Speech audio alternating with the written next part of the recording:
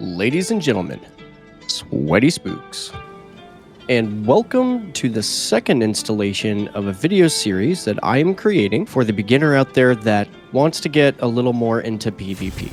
With this, I hope to offer you more tools to your kit box that will allow you to feel your individual improvement as you continue to play PvP with intention. And with that said, let's roll. Just wanted to let you guys know right quick that I run a weekly podcast show available on Apple Podcasts, Spotify, and other platforms called the Blueberry Lounge. We typically like to interview guests, get to know a little bit more about them, and if you guys are subscribed to me, I already know my co-host of the Blueberry Lounge, Native Raider, but if you don't, please also head over to his page, and whenever you arrive, click that subscribe button. You know, once you've already clicked the button on my page, it's okay, Guardian. I won't tell him. Without further ado, please enjoy today's video.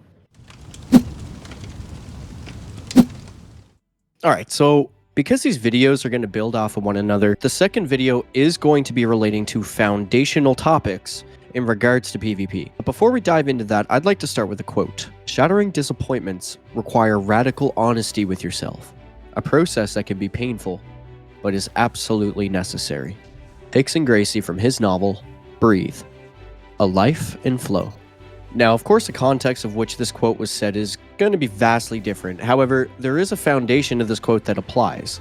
Too often do many of us set performance expectations of ourselves within a player versus player environment, which, in my opinion, adds this unnecessary artificial stress which subtracts from your ability to absorb the events of what's happened, robbing you the opportunity to learn from it or counter it the next time you come across whatever that problem may be. If you were to say to yourself that you actually want to grow as a player, then the first and likely most difficult lesson to learn here begins with humility and humbleness. This may sound like a silly thing, and you could argue the mechanical aspects of the game. However, it is my belief that if you do not allow yourself the mental freedom to be a beginner under the umbrella of an improvement-focused mindset, then you are already placing artificial sanctions and restrictions on yourself before the match has even begun. Your first and foremost goal, no matter what, however, should always be to have fun, and I cannot stress that enough.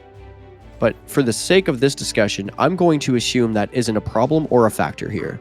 Being honest with yourself allows you to realistically explore the question, what could I have done better in that situation? This is a question that you will hear in many PvP improvement focused videos because it is the key. To resign to the consequences of your actions, either in-game or in life, opens the door for you to take ownership and initiative, a quality I'm sure most PvP veterans are capable of noticing and are often happy to help you in your growth if approached with respect and dignity, and the open mind to accept constructive criticism. Being the person that is seeking the knowledge, however, I believe it is important for you as an individual to understand that although a player may have a lot of talent in the game, this does not always translate to their ability to be a teacher, and that is okay. There should be no reason to be upset with this individual if you happen to encounter them. Just understand that everybody learns differently. The more we normalize this understanding, I think we could all teach each other something new, and be open to new ways of learning as well. Now that we know why it is important to be honest with yourself, ask yourself the question in your next Crucible match. What could I have done differently in that situation? I challenge you to worry not about what anyone on either the enemy or even your own team is doing, but be solely focused on your own gameplay and ask yourself the question, what could I have done differently in that situation? Let me know in the comments if you found any results from this exercise. I'd actually be interested to hear all about it. Okay, so for our next topic, this is going to be a team-based topic. I am going to start with what is commonly referred to as comms, which is short for communications or communication channels. Players must actively engage in clear and concise communication to coordinate attacks, call out enemy positions, and plan strategies. Efficiently relaying information allows teammates to respond appropriately to a constant flow of changing variables on the field, and can be most effective in a situation where your teammate could be responsible for picking up your resurrection point, most commonly referred to as your res.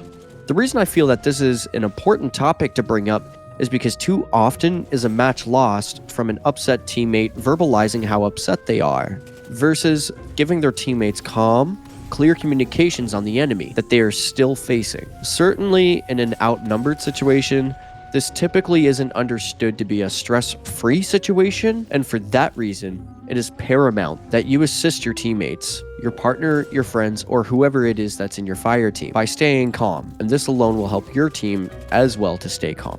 It sounds like such a simple thing, I know, but by staying calm, you may find a way to buy just enough time for the enemy to slip up, make a mistake, and capitalize on that mistake. Whereas when you're charged in the field by emotion, you tend to be hyper-fixated under the one umbrella you're upset about, closing the doors of opportunities you may have otherwise noticed were there.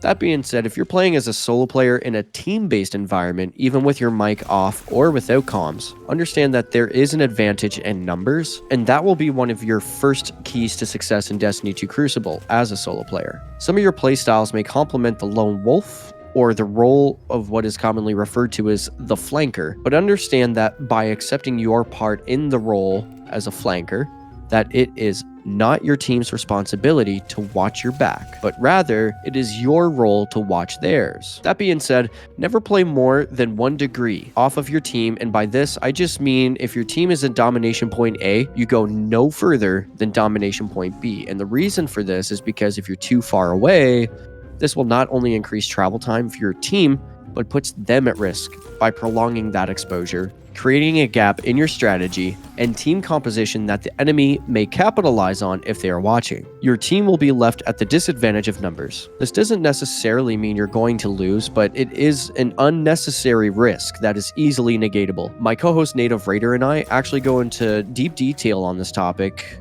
on episode 14 of the Blueberry Lounge featuring Tony Illphysics, if you happen to be interested in any extra content. But for the sake of this video being shorter in length, impactful enough, but easy enough to digest, I'm going to leave you with that for now, Guardians. As the series continues, we will refine from discussing basic principles towards some of the more advanced philosophies that are dependent on these principles. The idea here isn't a red or blue pill solution, but more of an open-minded discussion that lends from the experiences of other players in conjunction with our own to offer you the tools that we have found along the way. In good fashion, season of the deep, to give a guardian a fish, or to teach the guardian how to fish themselves. And until next time, cheers, Guardians.